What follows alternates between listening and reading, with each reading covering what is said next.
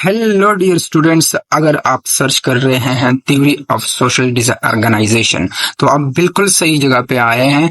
अभी मैं आपको 2 मिनट के अंदर समझाने वाला हूं कि थ्योरी ऑफ सोशल डिसऑर्गेनाइजेशन कहते किसे हैं। उससे पहले आप मेरे वीडियो को लाइक करो और साथ में मेरे चैनल को क्या करो तो सब्सक्राइब करो। आइए जाते हैं मेन टॉपिक की तरफ कि हमारे पास थ्योरी ऑफ सोशल डिसऑर्गेनाइजेशन कहते किसे हैं। टाइम को वेस्ट नहीं करते, मैं नोट्स लेके आया हूँ, वो भी स्लाइड की सूरत में आपके लिए। तो मैं जो हमारे पास जो स्लाइड है वो डिस्कस करने से पहले मैं आपको 3 पॉइंट्स में समझाऊंगा कि हमारे पास जो है थ्योरी ऑफ सोशल डिसऑर्गेनाइजेशन कहते किसे हैं। ये 3 पॉइंट्स मैं आपके लिए लेके आया हूँ और ये जो है ये आपने लिखने नहीं है, मैं सिर्फ ये समझाने के लिए जो है लिखे हैं मैंने आपके समझाने के लिए। बाकी जो स्लाइड है वो मैं आपको समझाऊंगा और साथ में पढ़ाऊंगा। लेकिन सबसे पहले मैं आपको समझाना चाहता हूँ कि थ्योरी ऑफ सोशल डिसऑर्गेनाइजेशन कहते किसे हैं। थ्योरी ऑफ सोशल डिसऑर्गेनाइजेशन कहते ये स्टार्ट देती है कि हमारे पास एक कम्युनिटी है। अगर उस कम्युनिटी के अंदर ये 3 जो कैरेक्टरिस्टिक्स है, अगर ये 3 कैरेक्टरिस्टिक्स पाए जाते हैं तो उस कम्युनिटी के अंदर सबसे ज्यादा क्राइम कमिट करने के चांसेस होते हैं, उसके अंदर ज्यादा क्राइम कमिट किए जाते हैं। सबसे पहला जो कैरेक्टरिस्टिक्स है कम्युनिटी, उस कम्युनिटी का जिसके अंदर सबसे ज्यादा क्राइम कमिट किए जाते हैं वो है पॉवर्टी। समझ आ रही है? पॉवर्टी किसे कहते हैं? पॉवर्टी एक ऐसी सिचुएशन जहां पे लोग अपनी बुनियादी जरूरियात को पूरा नहीं कर सकते, जैसे कि वो उनके मतलब अपनी जो खुराक है, उनके जो पानी है, अपना जो लिबास है वगैरह जो बेसिक चीजें हैं वो उनको क्या पूरा नहीं कर सकते। ऐसे हालत को क्या कहते हैं? पॉवर्टी के अंदर रखते हैं। ये कहता है कि एक कम्युनिटी है उसके अंदर अगर पॉवर्टी है, वहां के लोग अपनी बुनियादी जरूरियात को पूरा नहीं कर सकते। दूसरी बात क्या है? वो कहता है कि रेशियल हेटेरोजेनिटी। रेशियल जो होता है रेस से निकला है, मतलब रेस का मतलब होता है नस्ल, हेटेरोजेनिटी मतलब डिफरेंस, मतलब मुख्तलिफ किस्म के नस्ल के लोग। इसका मतलब ये होता है कि एक ऐसी कम्युनिटी जिसके अंदर मुख्तलिफ इतने ग्रुप्स मौजूद हो। अब इतने ग्रुप किसे कहते हैं? एक ऐसा ग्रुप जिसका अपना एक कल्चर हो, जिसकी एक अपनी जुबान हो, जिसकी अपनी एक तारीख हो, जिसका जो आबाव अजदाद वो क्या हो, एक हो जो अपने लिए एक दूसरे के लिए गुड फीलिंग्स रखते हो। तो एक ऐसे ग्रुप को क्या कहते हैं? इतने ग्रुप कहते हैं। ये कहता है कि कम्युनिटी है उसके अंदर रेशियल हेटेरोजेनिटी है। रेशियल हेटेरोजेनिटी मतलब वहां पे मुख्तलिफ इतने ग्रुप्स आबाद हो, मुख्तलिफ किस्म के इतने ग्रुप्स हो।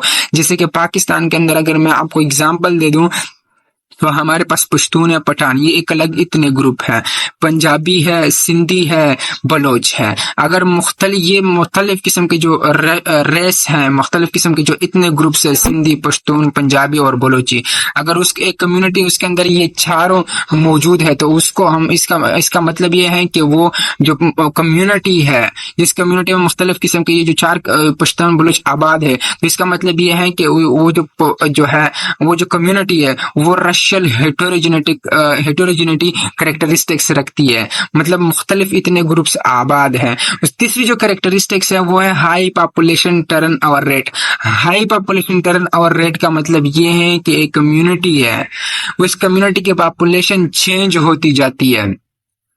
कैसे चेंज होती जाती है? फॉर एग्जांपल एक कम्युनिटी है, उस कम्युनिटी के अंदर 50 घर है, वो 50 घर जो है 3-4 महीने बाद जो है उसके अंदर जो है 10 घर वाले जो हैं वो क्या करते हैं, वो घर क्या करते हैं, छोड़ जाते हैं, अपने घरों को छोड़ जाते हैं, वहां से माइग्रेशन कर लेते हैं और उसकी जगह और 10 घर वाले आ जाते हैं, मतलब और लोग आ जाते हैं। फिर 4-5 महीने बाद जो कम्युनिटी है वहां से और लोग घर जो है छोड़ जाते हैं, वहां से माइग्रेशन कर लेते हैं, उसकी जगह और लोग आ जाते हैं। तो इसको हम हाई पॉपुलेशन टर्नओवर रेट कहते हैं। ये कहता है अगर एक कम्युनिटी है उसके अंदर ये 3 कैरेक्टरिस्टिक्स मौजूद है, वहां पे गुर्बत है, वहां पे मुख्तलिफ किस्म के इतने ग्रुप्स मौजूद है, मतलब रेशियल हेटेरोजेनिटी है, मुख्तलिफ नस्ल के लोग हैं, मुख्तलिफ ज़बानें बोलने वाले लोग हैं, मुख्तलिफ कल्चर के लोग हैं, डिफरेंट टाइप्स ऑफ लोग हैं।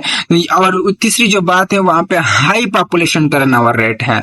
मतलब हाई पॉपुलेशन टर्नओवर रेट का मतलब है कि वहां की पॉपुलेशन चेंज होती जाती हो। अगर ऐसी कम्युनिटी है जिसके अंदर ये 3 कैरेक्टरिस्टिक्स पाए जाते हैं तो उसमें सबसे ज्यादा क्राइम कमिट किए जाते हैं। समझ आइए कि थ्योरी ऑफ सोशल डिसऑर्गेनाइजेशन किसे कहते हैं? थ्योरी ऑफ सोशल डिसऑर्गेनाइजेशन कहती है कि अगर एक कम्युनिटी है जिसके अंदर पॉवर्टी है, रेशियल हेटेरोजेनिटी है और हाई पॉपुलेशन टर्नओवर रेट है, तो उसके अंदर सबसे ज्यादा क्राइम कमिट किए जाते हैं। समझ आई? अब आते हैं मेन स्लाइड की तरफ। मैंने आपको जो मेन मकसद है ये थ्योरी कहती कैसे किसे है वो मैंने आपको समझा दिया। अब मेन स्लाइड की तरफ आते हैं कि आपने लिखना कैसे है।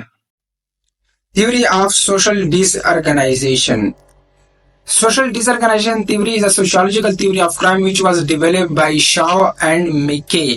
ये एक sociological theory of crime है। sociological theory of crime जो होती है हमारे पास 5 सोशोलॉजिकल थ्योरी है, तो उनमें से एक सोशल डिसऑर्गेनाइजेशन थ्योरी भी है। तो इसको किसने डेवलप किया था? शॉ एंड मिके ने डेवलप किया था। ये स्टेटमेंट क्या देती है? मैंने ऑलरेडी आपको स्टेट करके दिया हुआ है कि वो 3 कैरेक्टरिस्टिक्स एक स्टेट ये देती है कि कम्युनिटी उसके अंदर ये 3 कैरेक्टरिस्टिक अगर पाए जाते हैं, कैरेक्टरिस्टिक पाए जाते हैं, तो उसके अंदर सबसे ज्यादा क्राइम कमिट किए जाते हैं। This theory states that the communities with high population turnover rate, ये मैंने आपको समझाया कि हाई पॉपुलेशन टर्नओवर रेट किसे कहते हैं। मैंने आपको समझाया कि racial heterogeneity and poverty are more likely to experience high level of crime. ये कहता है कि ऐसे कम्युनिटीज जिसके अंदर हाई पॉपुलेशन टर्नओवर रेट है, रेशियल हेटेरोजेनिटी है और साथ में पॉवर्टी है, अगर ऐसे कम्युनिटीज है जिसके अंदर ये 3 चीजें हैं, तो उसमें सबसे ज्यादा क्राइम कमिट किए जाते हैं। हाई लेवल ऑफ क्राइम मतलब ज्यादा क्राइम है, are more likely to experience मतलब एक कम्युनिटीज है उसके अंदर ये 3 कैरेक्टरिस्टिक, ये जो 3 कैरेक्टरिस्टिक्स हैं उनके अंदर ये वो रखते हैं। अगर ये 3 कैरेक्टरिस्टिक्स तो उसमें सबसे ज्यादा क्राइम कमिट किए जाते हैं। अब आते हैं एक्सप्लेनेशन की तरफ। The social disorganization theory links the crime rate to the characteristics of community or neighborhood. ये जो हमारी जो social disorganization theory है, आप खुद देख लें, ये क्या कर देती है? जो कम्युनिटी की कैरेक्टरिस्टिक्स हैं उनके साथ क्राइम रेट को जोड़ते हैं। मतलब कैरेक्टरिस्टिक्स कौन से हैं? हाई पॉपुलेशन मतलब पॉपुलेशन टर्नओवर रेट है, पॉपुलेशन का चेंज हो जाना, उसके साथ लिंक करता है। रेशियल हेटेरोजेनिटी के साथ मतलब रेशियल हेटेरोजेनिटी के साथ ये इसको लिंक करता है, जो कि कैरेक्टरिस्टिक्स है सोसाइटी का, एक कम्युनिटी के। पॉवर्टी के साथ जोड़ता है, मतलब ये जो सोसाइटी के जो कैरेक्टरिस्टिक्स होते हैं, एक कम्युनिटी है वो अच्छी है, बुरी है, वहां पे पॉपुलेशन चेंज होती है या फिर स्टेबलाइज रहती है वहां की, मतलब वहां उसके साथ आपको जोड़ के दे रहा है ये जो डिसऑर्गेनाइजेशन थियरी है social. It explains that the person residential location play a vital role in shaping the livelihood of his her engagement in criminal behaviour. ये कहता है कि इंसान का जो रेजिडेंशियल लोकेशन है, मतलब जहां पे इंसान खुद रहता है, ये कहता है कि इंसान का जो क्रिमिनल बिहेवियर है उसमें को अडॉप्ट करने में, क्रिमिनल एक्टिविटीज में इन्वॉल्व होने में क्या करता है? वो जो कैरेक्टरिस्टिक्स है जहां पे इंसान रहता है वहां के इलाके के जो कैरेक्टरिस्टिक्स होते हैं वो बहुत अहम किरदार अदा करते हैं, उसका बहुत बड़ा रोल होता है। मतलब एक इलाका है उसके अंदर अगर गुर्बत है, उसके अंदर जो है मुख्तलिफ नस्ल के लोग आबाद हैं, तो वो कहता है कि ये इंसान को मजबूर करती है क्रिमिनल बिहेवियर को अडॉप्ट करने में। A person living in disadvantaged community neighborhood adopt the criminal behavior which highlight the role of community neighborhood characteristics in shaping the person's criminal behavior. ये कहता है कि a person living in disadvantaged community or neighborhood, ये कहता है कि एक शख्स है वो disadvantaged community में रह रहा है। disadvantaged community का यहाँ पे ये मतलब है कि एक ऐसी कम्युनिटी है, एक ऐसी जगह है जहाँ पे गुर्बत है, पॉवर्टी है, वहाँ पे रेशियल हेटेरोजेनिटी है और साथ में जो है हाई पॉपुलेशन टर्नओवर रेट है। तो वो कहता है कि वो अडॉप्ट द क्रिमिनल बिहेवियर। फिर एक शख्स है वो डिसएडवांटेज कम्युनिटी में रह रहा है, तो वो कहता है अडॉप्ट द क्रिमिनल बिहेवियर। वो क्या कहता है? वो कहता है कि वो क्रिमिनल बिहेवियर जो है उसको अडॉप्ट करता है, जो कि हमारे पास किस चीज को हाईलाइट करता है? Highlight the rule of community और नेबरहुड कैरेक्टरिस्टिक्स। ये कहता है कि कम्युनिटी की जो कैरेक्टरिस्टिक्स होते हैं उसको हाईलाइट करके, उसका जो रूल होता है उसको हाईलाइट करके देता है, वो उसको डिस्क्राइब करके देता है इन shaping the person criminal behaviour.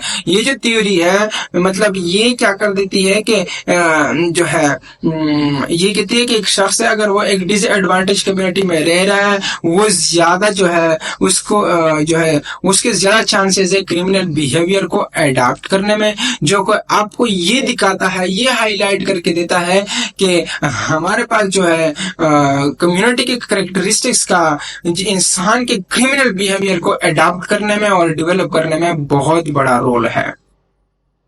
तो थैंक यू सो मच, ये था आज का lecture. Don't forget to like and subscribe the channel. Thank you so much once again.